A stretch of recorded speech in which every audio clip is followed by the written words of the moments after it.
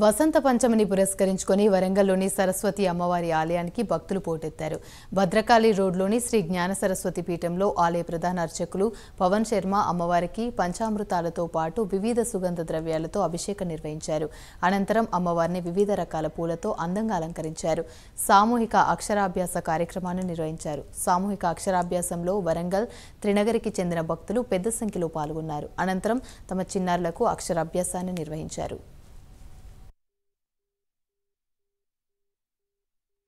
శ్రీ జ్ఞాన సరస్వతి దేవి పీఠం, భద్రకాళి రోడ్, వరంగల్.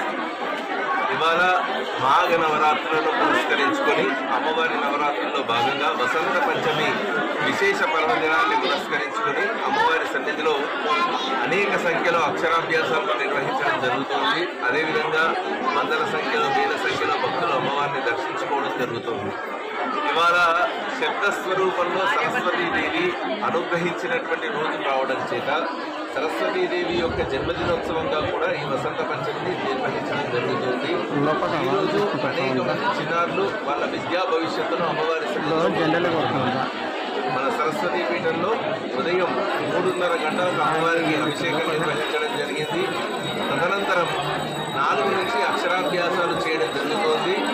మధ్యాహ్నం 2 గంటలకు సరస్వతీదేవి హోమము, తర్వాత సాయంత్రం 6 నుండి చిన్నారులకు అమ్మవారిని అభిషేకించిన తేనెతో బీజాక్షర లేఖనం, అదేవిధంగా విద్యార్థులకు ఉచితంగా పెన్నుని, కంకణని ఇవ్వడం జరుగుతోంది. అదేవిధంగా రథయాత్ర కూడా నిర్వహించడం జరుగుతోంది. కాబట్టి భక్తులు ఈ అవకాశాన్ని వినియోగించుకోగలరు. శ్రీ